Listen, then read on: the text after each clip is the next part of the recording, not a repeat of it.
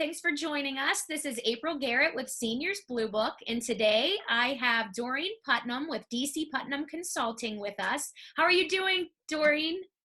Doing fine, hanging in there like everyone else. All right, so let's get into this. Tell me a little bit about yourself and how you started DCPutnam Consulting. Okay. Well, I've been working in the healthcare industry for 30 plus years, but in the dementia field for over 25 now. I'm a certified dementia practitioner and I have national and international certification. So for a number of years, I worked with the Alzheimer's Association as Director of Education. I've been the director of an adult day program and 10 different assisted living memory care communities. And back in 2014, I decided to branch out and take a big risk and start DCPutnam Consulting. So I've just started my 6th year now, and it's something I really love doing, and I think I've had a really significant impact on not only family caregivers, but professional caregivers as well. Tell us about the services that you offer. It's a variety of things at this point. I've just moved to Pittsburgh about a year ago, so I'm just really in the process of, getting my business up and running. And of course, where we are right now at this point in time, that has made a big change for all of us. But my business is 4 or 5 pronged. I do a lot of in-service and certification training for professional caregivers in any kind of a healthcare facility. Hospitals, nursing homes, assisted living communities, that kind of thing. Since moving to Pittsburgh, I've done a lot more of one-on-one with family members, where I will meet with, perhaps it's the primary caregiver. It might be family of 5 or 6 people, siblings, and perhaps a parent who are concerned about an unhealthy parent. So those family consultations have really been important, and I'm feeling that there's a real need for more of that in this area. I'm currently facilitating 2 support groups, one that's in Murraysville, which is a generic Alzheimer's dementia support group. We meet on the 3rd Thursday of the month at 12 noon, or we will be getting back to that. We're doing it by Zoom right now. And the other group is an FTD, which is frontotemporal degeneration, which is another form of dementia, and we meet at Christ Episcopal Church in the North Hills. And then the other aspect of what I do is community education. I've already done 2 programs at the Monroeville Library. I've got 2 more scheduled. I've got several other presentations, seminars actually scheduled when we can reopen things. So those are basically the 4 things that I center in on. Now, I know you said that you've been doing this for over 25 years. Yeah. I think you had mentioned to me in the past that you had come out of retirement a couple times to continue what you're doing. Twice, yes, I have.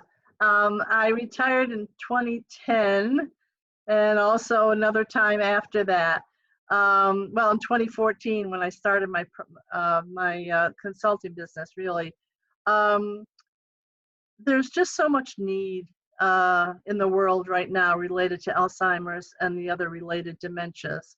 And my background is teaching, so I come to this from a teaching perspective, which I love doing. This is something I've done for many years in different capacities.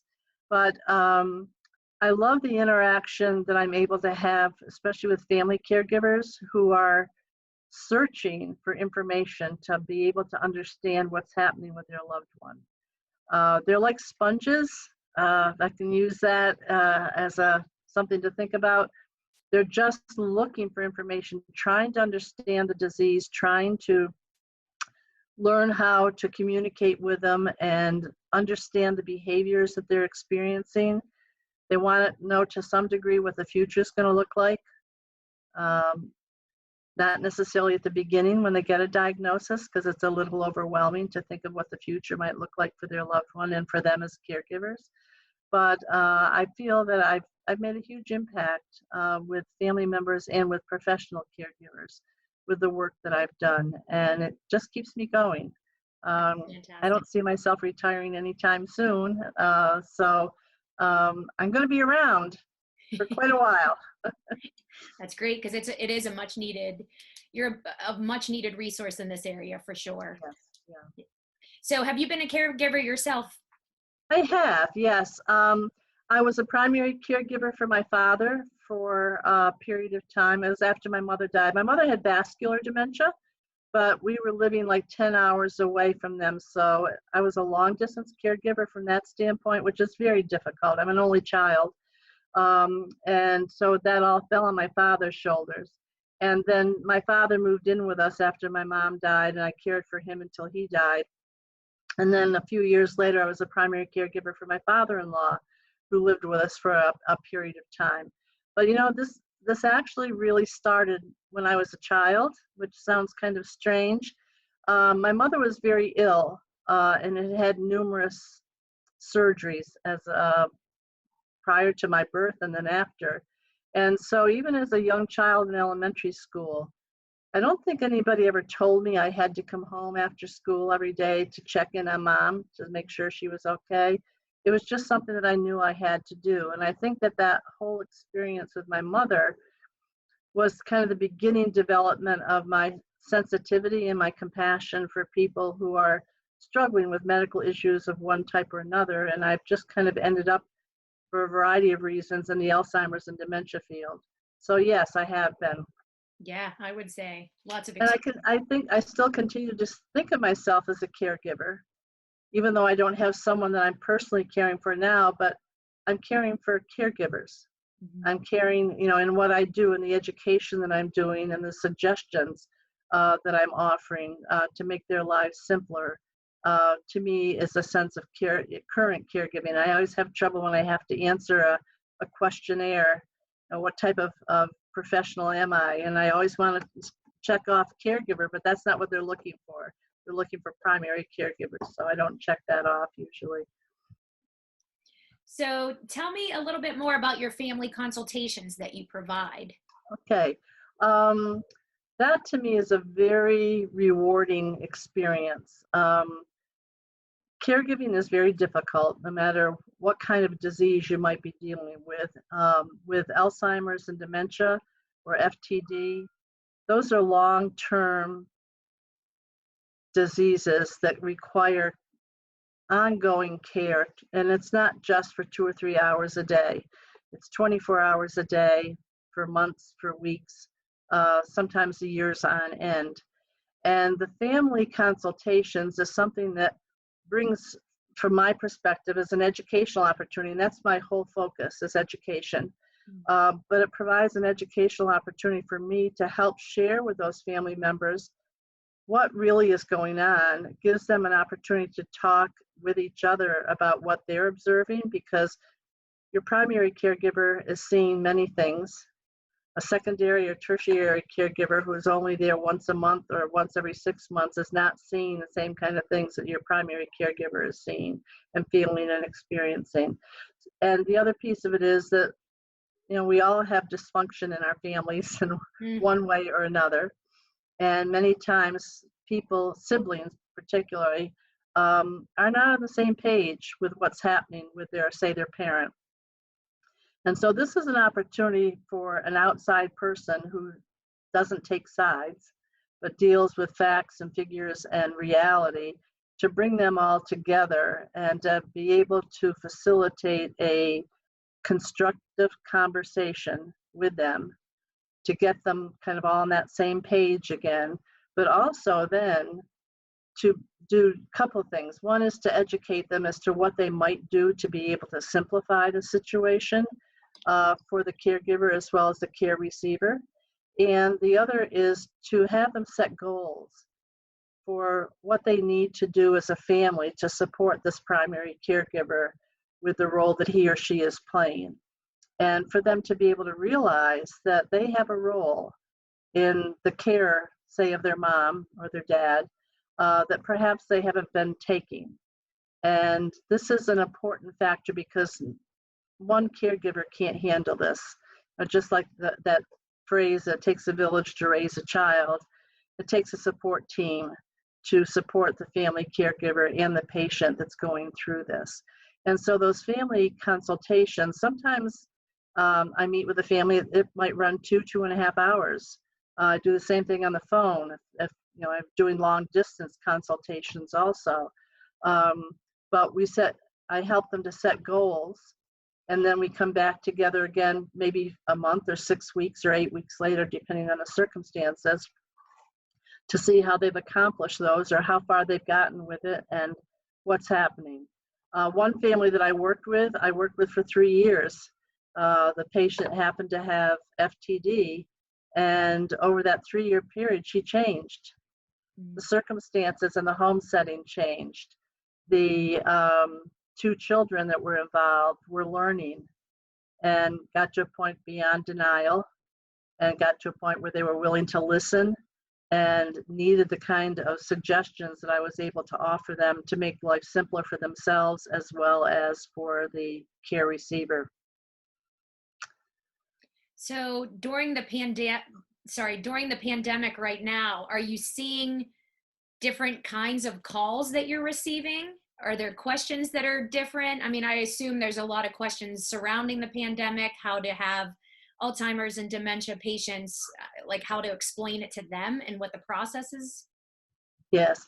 In fact, I just had, as we were speaking earlier, I just had a phone call today from a friend of both of ours, colleague, who had questions because she is a part-time caregiver, a weekend caregiver for someone. She said, you know, she's used to going to symphonies and the theater and the opera, and she said, we can't do that, and she doesn't understand why. So we talked about a number of options, and part of what I was able to tell her is that, you know, on YouTube, there are many opportunities to listen to music, the symphonies that have programs that are there, and other musicians that are offering up programs and whatever during this time, museum tours that are being offered, tours of cities, and all sorts of other educational kinds of settings that are possibilities.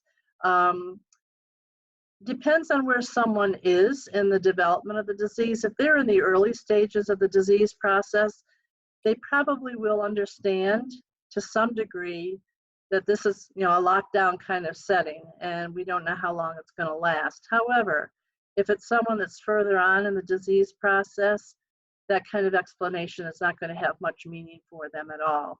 And so we use sometimes what we call therapeutic fiblets.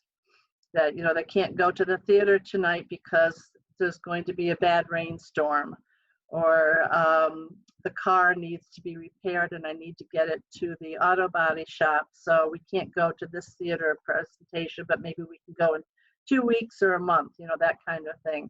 So those therapeutic fiblets can come in very handy depending on where they are in the disease process.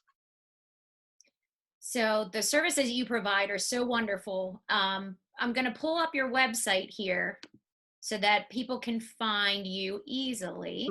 I have a professional Facebook page by the same name, DCPutnam Consulting. Okay. And I post on that maybe 4 or 5 times a week, usually not weekends, because I finally found that people weren't looking at it on the weekends. So it's usually Monday through Friday, so 4 to 5 days. So those, as you know, the pieces on Facebook are shorter, and my blog, which is called The Alzheimerist, is a setting for me to be able to explain more in detail about the things that I need to address. Sometimes I will then take that and post it on my Facebook page. But it's also this is the website itself here. There's also an educational setting or app here where you can find information about the difference between Alzheimer's and dementia, communication tips, that kind of thing. My background, which is fairly extensive in the field, is there, so that you can look at also, yeah. And calendar of events, I do post on that occasionally, but I found that it's more appropriate to put it on Facebook, so I don't post an awful lot there other than my support groups usually. Okay. The helpful resources is a listing of different agencies and organizations in the healthcare field that can be helpful to people in the families who are looking for help. AFTD, the Association of Frontotemporal Degeneration, the Alzheimer's Association, the chapter here in Pittsburgh and other locations, Institutes of Health. So that's a helpful resource for people as well. The DC Putnam Consulting is my Facebook name. It's also my website, which is www.dcputnamconsulting.com. My phone number is there. Anyone is more than willing to call me or able to call me.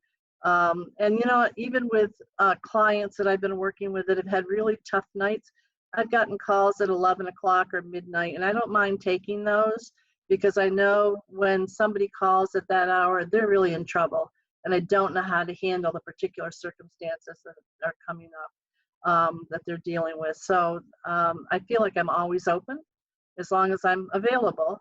I'm really encourage people to be in touch with me. The other piece is my email address, which again is DC Putnam Consulting, Doreen at DCPutnamConsulting.com, but that's on my website as well. Okay. So yeah, there's a lot of opportunities here in the Pittsburgh area, a lot of people who are in need of assistance. And as a new person to the area, geographic area, and as a person who's reestablishing my business here, I'm still trying to discover what that route's going to be for me as time goes on. And it may be different than what I've been doing, and that's okay. My main goal has always been to educate as many people as possible. Since I started my business just over 6 years ago, I have personally face-to-face educated over 67,000 people. Wow. It's amazing. Yeah. Yeah. It is, Fantastic. which is another indication of the need that's there. If someone has a loved one that's in a residential facility, they have the staff there that they can rely on if they've got questions or concerns or they communication issues. But for people who are at home, which is where most of our caregivers and care receivers are, they might be in adult daycare programs, but primarily at home, and they only see their doctor once every 6 months or once a year, and then maybe have a 20-minute conversation with the doctor. They don't know who to talk to in between that has some consistency with it. There are a number of helplines out there that are really important, but I'm somebody that can bring consistency to that, and they know they can reach me at any point in time and that I have a history with them.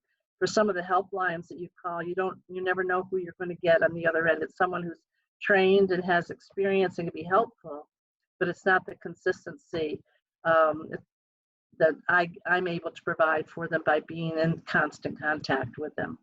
Absolutely.